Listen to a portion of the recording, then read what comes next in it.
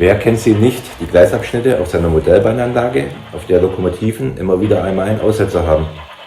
Aber kann man denn herausfinden, woran die schlechte Stromübertragung liegt? An den Punktkontakten oder doch an den masseführenden Schienen? Diese Frage hat mich umgetrieben, als mich die ständig stotternde Köff im Firmenhof meiner Brauerei fast in den Wahnsinn getrieben hat. Die Brauerei habe ich übrigens in einem meiner letzten Videos vorgestellt. Wer sich dafür interessiert, findet den Clip in der Playliste zum Bau meiner Anlage. Aber zurück zu den Kontaktproblemen in der Bauphase.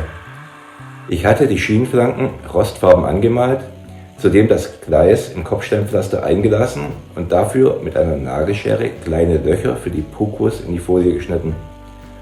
Erst mit dem nützlichen Wagentandem, das ich heute vorstellen möchte, habe ich festgestellt, dass in meinem Fall die Stromunterbrechungen primär vom Mittelleiter her stammten. Mikroskopisch kleine Fäden aus der Folie, die ich selbst mit der Lupe kaum gesehen habe, lagen noch auf den Punktkontakten und sorgten immer wieder für einen schlechten Kontakt. Bevor ich zeige, wie ich es gebaut habe, möchte ich vorführen, wie mein schlechte Kontaktstellen-Detektionsmonster funktioniert.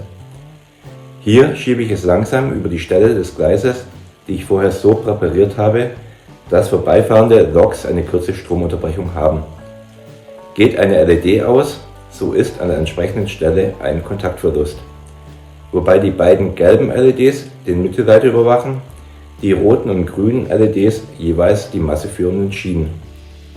Die LEDs sitzen etwa dort, wo der Strom abgenommen wird.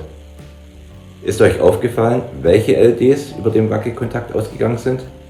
Das heißt, wo die Stromunterbrechung herrührt? Richtig, in diesem Fall waren es die Punktkontakte, die ich mit einem Klebestreifen abgedeckt habe. Schauen wir uns es gleich noch einmal an, wie es aussieht, wenn die Stromzufuhr von einer der Schienen unterbrochen ist. Habt ihr erkannt, welche Schiene einen Wackelkontakt verursacht? Und gleich noch einmal. Nun jedoch noch die andere Schiene. Funktioniert genauso. Doch wie habe ich die Messwagen gebaut? Sehr viel einfacher, als ihr wahrscheinlich denkt. Aber vorab, ich bin kein Elektronikfachmann und kann beim Nachbau keinerlei Gewährleistung übernehmen. Weder was die Funktion angeht, noch hafte ich für eventuelle Schäden. Als Basis für die Konstruktion habe ich die günstigsten 2 Flachwagen erworben, die ich auftreiben konnte. Diese habe ich mit einer einfachen Stangenkupplung, ich glaube von Brava, festgekuppelt. Auf die Flachwagen habe ich, nicht sehr professionell, einfach Kisten aus dünnem Bastelsperrholz gesetzt, in die die LEDs eingelassen sind. Als Leuchtdioden habe ich solche aus dem Modellbahnbedarf mit bereits integriertem Vorwiderstand genommen, die direkt an die rund 20 Volt Spannung des Bahnstroms angeschlossen werden könnten, ohne Schaden zu nehmen. Auch wenn, wie man gleich sieht, stets 2 LEDs in Reihe geschaltet sind und an jeder lediglich die halbe Spannung, also etwa 10 Volt anliegt. Durch beide Waggons habe ich ein Kabel verlegt, nennen wir es der Einfachheit halber einmal gemeinsame Basis. An diese habe ich von jeder LED ein Kabel angelötet, von den gelben das schwarze und von den grünen und roten LEDs hingegen das rote Kabel. Das schwarze Kabel der roten und grünen LEDs habe ich durch den Wagenboden hindurchgeführt und einen Kontakt mit den Radreifen hergestellt. Dafür habe ich mit viel Heißkleber unter jeden Waggon 4 als Radschleifer umgebaute Achsschleifer von Dickie-Case geklebt. Außerdem mittig jeweils ein Mittelschleifer, der mit dem roten Kabel der gelben LEDs verbunden ist. Wie ihr unschwer erkennt, hatte ich ursprünglich 2 weitere Mittelschleifer unter die Kupplung geklebt. Da diese beim Befahren von Weichen jedoch zu Kurzschlüssen geführt haben, habe ich sie wieder entfernt. Ehrlich gesagt hatte ich nicht erwartet, dass das System mit nur 2 Mittelschleifern funktioniert.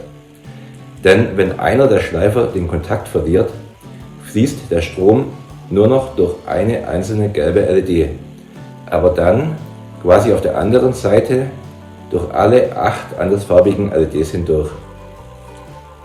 Das heißt, die Stromstärke in der leuchtenden gelben LED ist dann 8-mal so groß als in den grünen oder roten LEDs. Aber es geht erstaunlicherweise. Weder nimmt die gelbe LED Schaden, noch gehen die andersfarbigen LEDs komplett aus. In der hier gezeigten Skizze habe ich versucht, den Schaltplan zumindest schematisch darzustellen.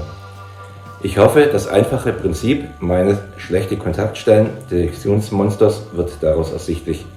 Wenn ihr noch mehr verrückte Ideen von mir sehen wollt oder wie es beim Bau meiner persönlichen Modellbahn-Traumanlage weitergeht, so abonniert gerne meinen Kanal oder schaut euch die anderen Videos in der verlinkten Playliste an.